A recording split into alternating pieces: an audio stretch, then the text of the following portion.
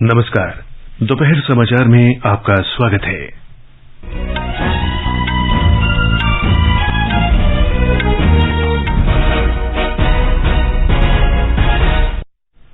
प्रधानमंत्री नरेंद्र मोदी इस समय राज्यसभा में राष्ट्रपति के अभिभाषण पर धन्यवाद प्रस्ताव का उत्तर दे रहे हैं। भारतीय जनता पार्टी का त्रिपुरा विधानसभा चुनाव का घोषणा पत्र जारी। गुजरात के अहमदाबाद में अर्बन 20 सिटी शेरपा की बैठक शुरू। देश भर में डिजिटल भुगतान को बढ़ावा देने के लिए केंद्रीय मंत्री अश्विनी वैष्णव डिजिटल भुगतान उत्सव का शुभारंभ करेंगे। अंतर्राष्ट्रीय मुद्रा कोष ने भारत के मजबूत आर्थिक प्रदर्शन और अर्थव्यवस्था के डिजिटलीकरण की सराहना की। और नागपुर में खेले जा रहे पहले क्रिकेट टेस्ट मैच की पहली पारी में भारत के साथ खेलते हुए ऑस्ट्रेलिया ने 8 विकेट पर नुकसान पर 173 रन बना लिए हैं।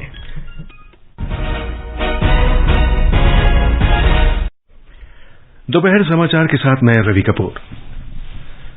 प्रधानमंत्री नरेंद्र मोदी इस समय राज्यसभा में राष्ट्रपति के अभिभाषण पर धन्यवाद प्रस्ताव का उत्तर दे रहे हैं। मजबूत बुनियाद बना रहे, ऐसा कल आपने कहा। और उनकी शिकायत थी कि बुनियाद तो हमने बनाई और क्रेडिट मोदी ले रहा है। लेकिन आदरणीय सभापति जी 2014 में आकर के जब मैंने बारीकी से चीजों को बड़ी गहराई से देखने का प्रयास किया, फर्स्ट हैंड इंफॉर्मेशन लेने का प्रयास किया, तो मुझे नजर आया कि 60 साल कांग्रेस के परिवार ने, हो सकता है उनका इरादा मजबूत नींव बनाने का हो, मैं उस पर कोई टिप्पणी करना नहीं चाहता, लेकिन 2014 के बाद आकर के मैंने देखा कि उन्होंने गड्ढे ही गड्ढे कर दिए थे। इससे पहले राज्यसभा में आज आम आदमी पार्टी और भारत राष्ट्र समिति के सदस्यों ने अदानी समूह मुद्दे की संयुक्त संसदीय समिति से जांच की मांग को लेकर विरोध जारी रखा। आज सदन की बैठक शुरू होते ही सभापति जगदीप धनखड़ ने इस मुद्दे पर दोनों दलों के सदस्यों द्वारा दिए गए स्थगन प्रस्ताव को अस्वीकार कर दिया। इस पर दोनों पार्टियों के सदस्यों ने हंगामा किया और सदन का बहिष्कार किया। विपक्ष के नेता मल्लिकार्जुन खड़गे ने राष्ट्रपति के अभिभाषण पर धन्यवाद प्रस्ताव पर अपने भाषण के दौरान की गई कुछ टिप्पणियों को हटाने का मुद्दा उठाया। सभापति ने स्पष्ट किया कि पूरे भाषण को नहीं हटाया गया है। लोकसभा ने आज 2023-24 के आम बजट पर चर्चा फिर से शुरू की। चर्चा में भाग लेते हुए वाईएसआर कांग्रेस के सांसद भरत राम मरगानी ने बजट 2023-24 को एक विस्तृत बजट बताया और ऐसे समय में इस तरह का बजट लाने पर सरकार की सराहना की, जब दुनिया वैश्विक आर्थिक संकट का सामना कर रही है। उन्होंने सरकार से आंध्र प्रदेश में पेट्रो रसायन परिसरों की स्थापना के लिए धन आवंटित करने के अलावा राज्य के लिए मेट्रो रेल परियोजना को मंजूरी देने का भी आग्रह किया। उन्होंने सरकार से 2014 के आंध्र प्रदेश पुनर्गठन अधिनियम को लागू करने के लिए भी कहा। तृणमूल कांग्रेस के प्रोफेसर सौगात राय ने कहा कि बजट में बेरोजगारी, महंगाई, गरीबी जैसे मुद्दों से निपटने के उपायों का कोई उल्लेख नहीं है। उन्होंने बजट को अवसरवादी बताया और कहा कि इसमें भविष्यवादी दृष्टिकोण का अभाव है। चर्चा अभी जारी है। सरकार ने आज लोकसभा में बताया कि अंतर्राष्ट्रीय बाजार में कीमतों में उतार चढ़ाव के बावजूद पिछले कुछ वर्षों में सरकार एलपीजी की कीमत को स्थिर रखने में सफल रही है। लोकसभा में प्रश्नकाल के दौरान अनुपूरकों का उत्तर देते हुए पेट्रोलियम मंत्री हरदीप सिंह पुरी ने बताया कि सऊदी निविदा मूल्य के अंतर्गत खरीदी गई एलपीजी की कीमतों में हाल के वर्षों में 300% से अधिक की वृद्धि हुई है। उन्होंने कहा कि केंद्र ने अंतर्राष्ट्रीय बाजार में भारत के उपभोक्ताओं को प्रभावित करने वाली कीमत में वृद्धि नहीं होने दी है। In India, petrol and diesel prices in the OMC pump have not gone up since 6th April of 2022. We have not allowed the increase in the Saudi contract price to be reflected in the domestic price. Bharat दुनिया में सबसे तेजी से बढ़ते विमानन बाजारों में से एक है और पहले से ही तीसरा सबसे बड़ा घरेलू विमानन बाजार है। नागरिक उड्डयन राज्य मंत्री जनरल वीके सिंह ने आज लोकसभा में एक प्रश्न के लिखित उत्तर में ये जानकारी दी।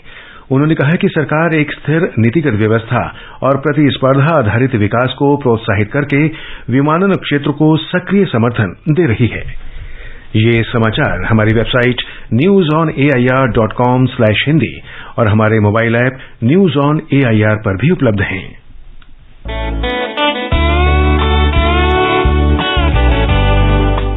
Northeast Diary program broadcast every Thursday at 5:30 p.m. brings very interesting and enchanting stories from the 8 Indian states of Northeast India.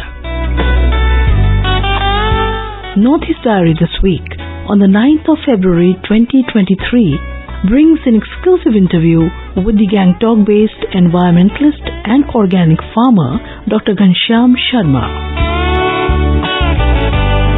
Looking forward to seeing you there.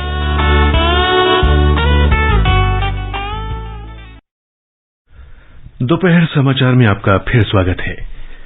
भारतीय जनता पार्टी के राष्ट्रीय अध्यक्ष जेपी नड्डा ने आज अगरतला में 2023 के लिए पार्टी का घोषणा पत्र जारी किया।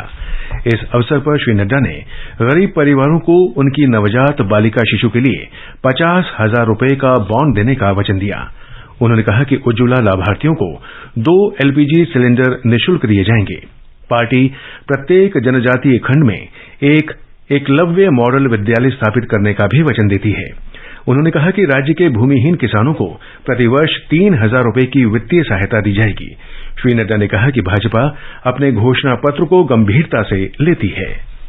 इस संकल्प पत्र 2023 की जब मैं चर्चा करता हूं तो मैं इसके साथ साथ इस संकल्प पत्र के सीरियसनेस के बारे में भी चर्चा करना चाहता हूं। और जब मैं सीरियसनेस पर चर्चा करना चाहता हूं तो आपको ये बताना चाहता हूं कि जब दूसरी पॉलिटिकल पार्टीज के लोग कोई मैनिफेस्टो, कोई विजन पेपर लेकर के आते हैं तो उनको उसकी पार्टी वाले ही सीरियसली नहीं लेते हैं, तो दूसरे लोग और समाज क्या सीरियसली। लेकिन जब भारतीय जनता पार्टी कोई कमिटमेंट पेपर लेकर के आती है, कोई संकल्प पत्र लेके आती है, कोई विजन डॉक्यूमेंट लेके आती है, it is not only a piece of paper, it is not only jargon of words, it is the commitment of Bharatiya Janata Party toward the people of India. Shri Nadda ने कहा कि राज्य में 2018 में भाजपा के सत्ता में आने के बाद भ्रष्टाचार और अपराध समाप्त हो चुके हैं और विकास की प्रक्रिया शुरू हुई है। उन्होंने कहा कि भाजपा राज्य में शांति और समृद्धि लाई है। भाजपा शासन के दौरान त्रिपुरा के लोगों को जल जीवन मिशन के अंतर्गत स्वच्छ पेयजल की सुविधा मिली और उन्हें आवास मिला। भाजपा अध्यक्ष ने कहा कि त्रिपुरा में 13 लाख आयुष्मान भारत कार्ड वितरित किए गए हैं। राज्य में आज अन्य पार्टियां भी चुनावी जनसभाएं कर रही हैं। वामपंथी नेता मानिक सरकार, प्रकाश करात और वृंदा करात ने अपनी पार्टी के उम्मीदवारों के लिए जनसभाएं आयोजित की। कांग्रेस, टीएमसी और अन्य उम्मीदवार भी मतदाताओं को लुभाने का प्रयास कर रहे हैं। नागालैंड में विधानसभा चुनाव के लिए प्रचार अभियान जोर पकड़ रहा है।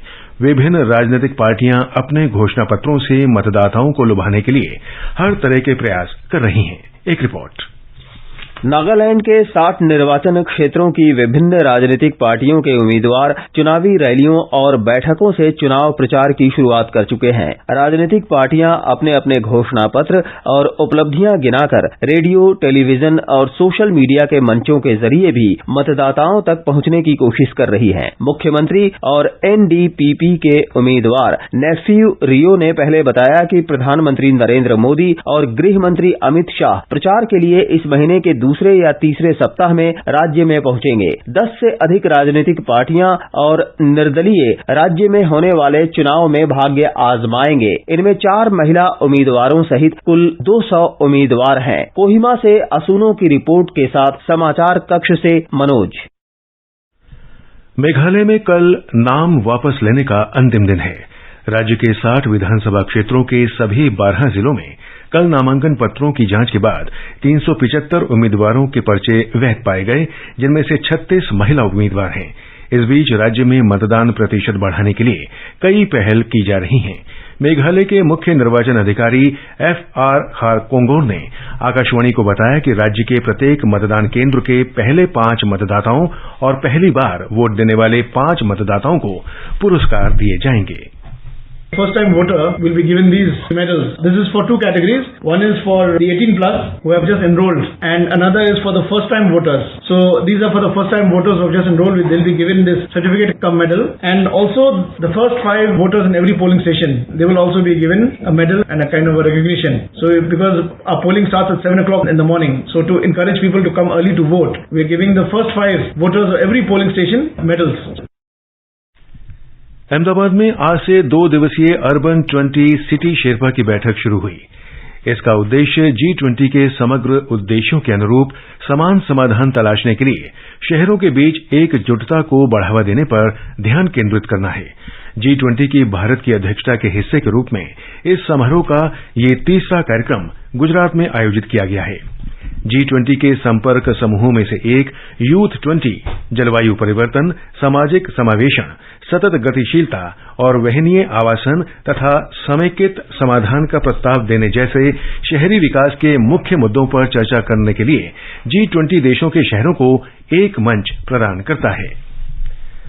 आज बेंगलुरु में शुरू हुई G20 पर्यावरण और जलवायु परिवर्तन कार्य समूह की पहली बैठक में जंगल में आग लगने और खनन से प्रभावित भूमि की बहाली के मुद्दों पर विचार विमर्श किया गया।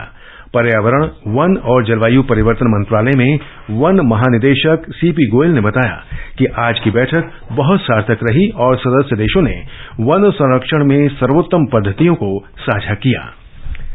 इलेक्ट्रॉनिक, सूचना प्रौद्योगिकी और संचार मंत्री अश्विनी वैष्णव आज नई दिल्ली में डिजिटल पेमेंट उत्सव और व्यापक अभियान योजना का शुभारंभ करेंगे। आजादी का अमृत महोत्सव और G20 अध्यक्षता के चल रहे समारोह के दौरान डिजिटल पेमेंट उत्सव का व्यापक अभियान शुरू करने की भी योजना बनाई गई है। ये उत्सव 9 अक्टूबर तक चलेगा। इसका उद्देश्य देश भर में डिजिटल भुगतान को बढ़ावा देना है। ये समाचार आकाशवाणी से प्रसारित किए जा रहे हैं। ताजा समाचार ये आकाशवाणी है। अंतर्राष्ट्रीय मुद्रा कोष IMF ने वैश्विक चुनौतियों का मुकाबला करने और अर्थव्यवस्था के डिजिटीकरण में अग्रणी भूमिका निभाने के लिए भारत के आर्थिक प्रदर्शन की सराहना की है। वित्त मंत्री निर्मला सीतारामन और IMF की प्रबंध निदेशक क्रिस्टलिना जॉर्जीवा ने आज वर्चुअल माध्यम से G20 के वित्त मंत्रियों और केंद्रीय बैंक के गवर्नरों की आगामी बैठक के बारे में बातचीत की। ये बैठक इस महीने के अंत में बेंगलुरु में आयोजित होगी। नागपुर में खेली जा रही 4 टेस्ट मैचों की बॉर्डर गावस्कर ट्रॉफी के पहले क्रिकेट टेस्ट मैच की पहली पारी में ऑस्ट्रेलिया ने भारत के खिलाफ 60 ओवर में 8 विकेट के नुकसान पर 174 रन बना लिए हैं। ऑस्ट्रेलिया के कप्तान पैट कमिंस ने टॉस जीतकर पहले बल्लेबाजी करने का फैसला किया। केंद्र शासित प्रदेश जम्मू कश्मीर में 5 दिवसीय खेलो इंडिया के राष्ट्रीय शीतकालीन खेल का तीसरा संस्करण आज से गुलमर्ग में शुरू होगा। केंद्रीय खेल, युवा मामले, सूचना और प्रसारण मंत्री अनुराग सिंह ठाकुर उद्घाटन समारोह में भाग लेने के लिए आज गुलमर्ग में विश्व प्रसिद्ध स्की रिसॉर्ट पहुंचेंगे। ब्यौरा हमारे संवाददाता से। कश्मीर घाटी के विश्व प्रसिद्ध स्की रिसॉर्ट और पर्यटन स्थल गुलमर्ग में कल से 5 दिन तक चलने वाले खेलो इंडिया विंटर गेम्स के तीसरे संस्करण के उद्घाटन समारोह में भाग लेने के लिए केंद्रीय युवा मामले और खेल मंत्री श्री अनुराग सिंह ठाकुर आज दोपहर में गुलमर्ग पहुंच रहे हैं। ये मेगा इवेंट 10 से 14 फरवरी तक आयोजित किया जाएगा और देश भर के 1500 से अधिक खिलाड़ी 9 विभिन्न शीतकालीन खेलों में भाग लेंगे। ये आयोजन युवाओं के शीतकालीन खेलों के प्रति प्रोत्साहित करेगा और जम्मू कश्मीर में पर्यटन क्षेत्र को भी निश्चय ही बढ़ावा देगा। आकाशवाणी समाचार के लिए श्रीनगर से मैं सुनील कौल। अंत में मुख्य समाचार एक बार फिर। प्रधानमंत्री नरेंद्र मोदी इस समय राज्यसभा में राष्ट्रपति के अभिभाषण पर धन्यवाद प्रस्ताव का उत्तर दे रहे हैं। भारतीय जनता पार्टी का त्रिपुरा विधानसभा चुनाव का संकल्प पत्र जारी। गुजरात के अहमदाबाद में अर्बन 20 सिटी शेरपा की बैठक शुरू। देश भर में डिजिटल भुगतान को बढ़ावा देने के लिए केंद्रीय मंत्री अश्विनी वैष्णव डिजिटल भुगतान उत्सव का शुभारंभ करेंगे। अंतर्राष्ट्रीय मुद्रा कोष ने भारत के मजबूत आर्थिक प्रदर्शन और अर्थव्यवस्था के डिजिटलीकरण की सराहना की। और नागपुर में खेले जा रहे पहले क्रिकेट टेस्ट मैच की पहली पारी में भारत के साथ खेलते हुए ऑस्ट्रेलिया ने 60 ओवर में 8 विकेट के नुकसान पर 174 रन बना लिए हैं। इसके साथ ही दोपहर समाचार का ये अंक समाप्त हुआ। नमस्कार।